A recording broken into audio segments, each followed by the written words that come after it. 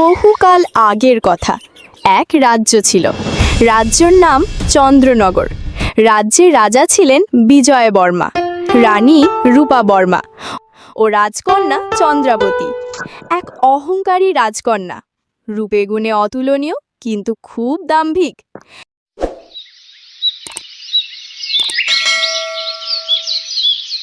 একদিনের কথা, রাজকন্যা চন্দ্রাবতী একটি রাজকীয় পোশাকে হাঁটছেন, তার পেছনে দাসীরা। আমি এই রাজ্যের রাজকন্যা চন্দ্রাবতী। আমার মতো রূপ আর রুচি কারণ নেই। যে আমাকে বিয়ে করতে চায় তার আগে আয়নায় নিজের চেহারাটা ভালো করে দেখে নেওয়া উচিত। ক্ষমা করবেন রাজকন্যা, কিন্তু এত অহংকার তো ভালো নয়। সবাই তো নিজের মতো করে সুন্দর, মনটাই তো বড় জিনিস। মন দিয়ে কি হবে মালিনী? রাজপ্রাসাদে মন দিয়ে চাল চলে না, চাল চলে গহনা আর নিজের সৌন্দর্য দিয়ে। তুই দেখে নিস, রাজকন্যার অহংকারের পতন একদিন হবেই।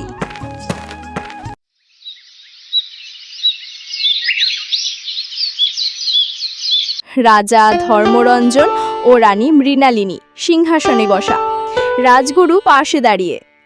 চন্দ্রাবতীকে আমি বিবাহ দিতে চাই, কিন্তু সে যেভাবে প্রত্যেক পাত্রকে অপমান করছে তা রাজ্যের জন্য অপমানজনক। আমাদের কন্যা বড্ড দাম্ভিক হয়ে উঠেছে। ওর উচিত পৃথিবীটাকে একটু নিচু হয়ে দেখা। একটি উপায় আছে রাজামশাই, রাজকন্যাকে গ্রামে পাঠান ছদ্মবেশে। ওখানকার মানুষের সাথে থাকলে কিছু শিক্ষা পাবে। আপনি ঠিক বলেছেন, এটাই সঠিক ব্যবস্থা হবে তার অহংকার পতনের জন্য।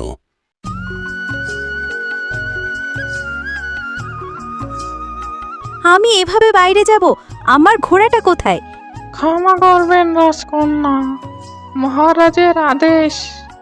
আপনি এভাবেই বাইরে যাবেন। আপনাকে এখন রাজকীয় কোনো কিছুই দেওয়া হবে না। তারপর রাজকন্যা চন্দ্রাবতীকে সাধারণ ময়লা পোশাকে গ্রামে পাঠানো হয়।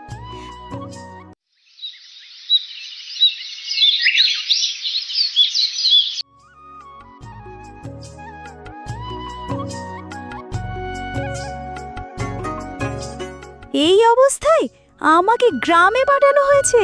কি অপমান! আমি তো রাজকন্যা, আমার আবার এই ছোট্ট গ্রামে কি কাজ থাকতে পারে?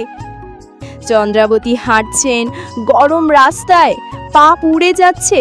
হঠাৎ এক যুবক এসে পানির কলস দিয়ে জল দেয়। তোমার পা দেখে মনে হচ্ছে তুমি অভ্যস্ত নও এই পথে। কোথা থেকে এসেছো তুমি? আমি যেখান থেকেই আসি না কেন তাতে তোমার কি? তুমি জানো আমি কে? না, জানি না, আর জানতেও চাই না। পরিচয়ে নয়, আচরণে মানুষকে চেনা যায়। যাই হোক, তুমি কোথায় যাচ্ছ? জানি না, আমাকে গ্রামের পাঠানো হয়েছে গ্রামটি ঘুরে দেখার জন্য। ও আচ্ছা, তুমি চাইলে আমার সাথে যেতে পারো। আমি তোমাকে পুরো গ্রামটি ঘুরে দেখাবো। আচ্ছা ঠিক আছে, চলো।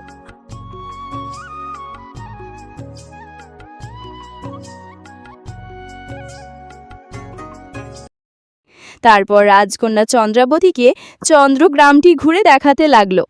হঠাৎ দেখতে পেল একটা বৃদ্ধা মহিলা একটা বস্তা নেওয়ার চেষ্টা করছে।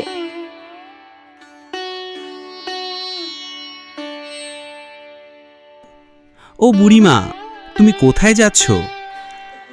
আমি আমার বাড়ি যাব, ওই উত্তরের দিকে। আমরা ওই দিকেই যাচ্ছি। তোমার বস্তাটা আমার মাথায় উঠিয়ে দাও, আমি এগিয়ে দিচ্ছি। তাহলে তো আমার অনেক ভালোই হয়।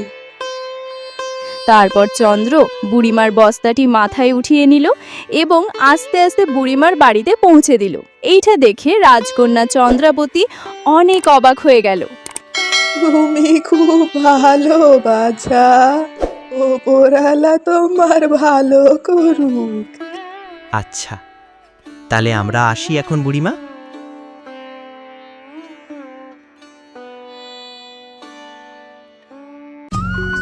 তারা ধীরে ধীরে হাট ধরতে একটা বাজারে গিয়ে পৌঁছলো। সেখানে দেখলো এক সাইডে অনেক ভিড়। তারা হাঁটতে হাঁটতে সেদিকেই গেল। সেখানে একটা জ্ঞানী মানুষ বসেছিল আর প্রশ্ন করছিল মানুষদের, কিন্তু তার সঠিক উত্তর কেউই দিতে পারছিল না। দাদু, কিছু মনে না করলে প্রশ্নগুলো কি আমি আরেকবার শুনতে পারি? অবশ্যই। প্রশ্নটা হলো, কোন শক্তি একসাথে গড়তেও পারে আবার ভাঙতেও পারে রাজ্য? বিশ্বাস। এটা একটি খুবই গুরুত্বপূর্ণ শক্তি। সঠিক উত্তর। এবার বল, শরীর যতই সুন্দর হোক, এক জিনিস না থাকলে মানুষ অন্ধ, সেটা কি? জ্ঞান। জ্ঞানী মানুষকে সুন্দর করে তোলে। যার ভিতরে জ্ঞান থাকে না, সে যতই সুন্দর হোক না কেন, তার কোনো মূল্য নেই এই সমাজে। সঠিক উত্তর দিয়েছো তুমি। তোমাকে আমি একটা গিফট দিতে চাই। এই নাও একটা বই। আপনাকে অনেক ধন্যবাদ। এখন আমরা আসি তাহলে। এরপর সেখান থেকে তারা দুজন চলে গেল। চন্দ্রর জ্ঞান ও দয়া দেখে ধীরে ধীরে পরিবর্তিত হয় রাজকন্যার মন। আমি রাজকন্যা হয়ে কিছুই জানতাম না। আরে যুবক, সে তো শুধু সুন্দর নয়, অন্তর থেকেও মহান। রূপ একদিন হারিয়ে যায়, কিন্তু মানুষ তার গুণ দিয়ে চিরকাল বেঁচে থাকে। গ্রামে ঘোরাঘুরির পর রাজকন্যা তার প্রাসাদে ফিরে আসেন।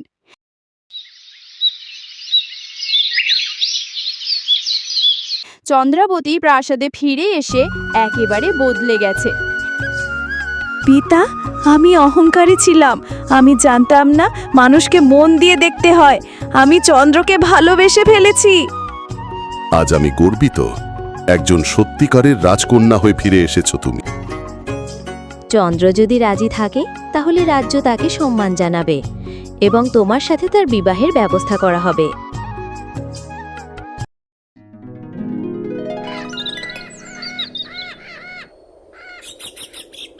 এরপর চন্দ্রকে প্রাসাদে ডেকে আনা হয়। তোমার জন্য রাজকন্যা এখন অহংকার মুক্ত।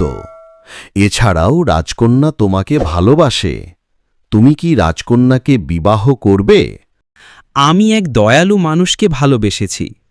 রাজকন্যা না হলেও হতো, তবে এখনকার চন্দ্রাবতীকে আমি সম্মানে গ্রহণ করি। ঠিক আছে, কে কোথায় আছো? বিবাহের আয়োজন শুরু করো। রাজ্য জুড়ে উৎসব। বিয়ে হচ্ছে রাজার কন্যা ও সাধারণ যুবকের।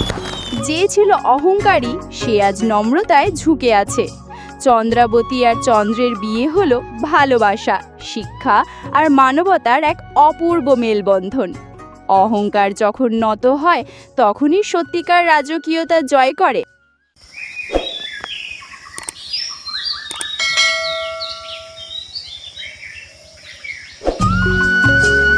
এক ছিল সোনালী রাজ্যের একমাত্র কন্যা, রাজকুমারী তিলোত্তমা। তার হাসি ছিল যেন সকালের সূর্যের মতো উজ্জ্বল, আর তার কণ্ঠ ছিল ফুলের মধুর মতো কোমল। কিন্তু একদিন সেই হাসি হারিয়ে গেল।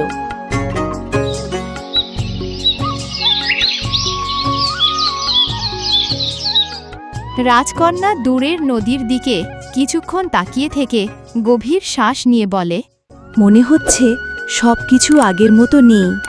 এই ফুলগুলোও যেন রং হারিয়ে ফেলেছে। আমার ভেতরে কেমন শূন্য শূন্য লাগে। রাজকুমারী, আপনি আগের মতো হাসছেন না কেন? মহারাজা আর রানী তো খুব চিন্তায় আছে। মানুষ বলে আপনার হাসি নাকি পুরো রাজ্যের আনন্দ এনে দেয়। কুসুম, আমার হাসি কি সত্যিই এত গুরুত্বপূর্ণ? হয়তো আমি এখন আর তেমন নই। তবে একটা কথা কি জানেন, মানুষের হাসি সবসময় মনের ভিতরেই লুকানো থাকে।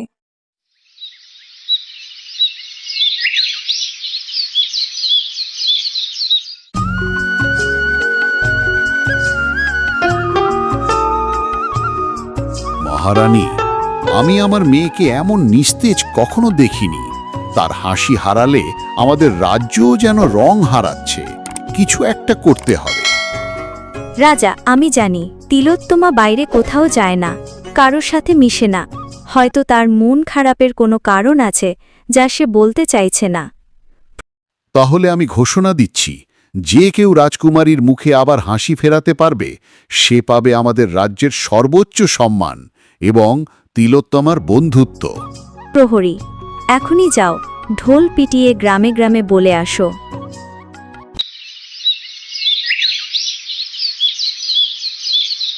শুনুন শুনুন শুনুন, যে রাজকুমারী তিলোত্তমার মুখে আবার হাসি ফোটাতে পারবে তাকে রাজামশাই পুরস্কৃত করবেন। আসুন, আপনার প্রতিভা ও ভালোবাসা দিয়ে রাজকন্যার মন জয় করুন।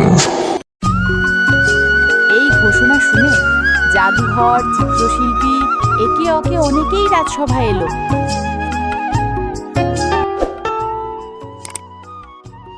প্রথমে একজন জাদুকর রঙিন পাখি বের করে দেখায়। দেখুন রাজকুমারী, এই পাখিটি কথা বলে। হ্যালো রাজকুমারী, আপনি বলে হাসতে ভুলে গেছেন। আমার মতো করে হাসুন, হা হা হা, হেসে ফেলুন তো। মজার, কিন্তু এখনো আমার মন ভরে না। এরপর আসে গায়ক, গান গায়, শিল্পী ছবি আঁকে, কিন্তু তিলোত্তমা চুপচাপ থাকে। সেদিনের মতো সভা শেষ হয়। রাজকন্যার মন কেউই খুশি করতে পারে না।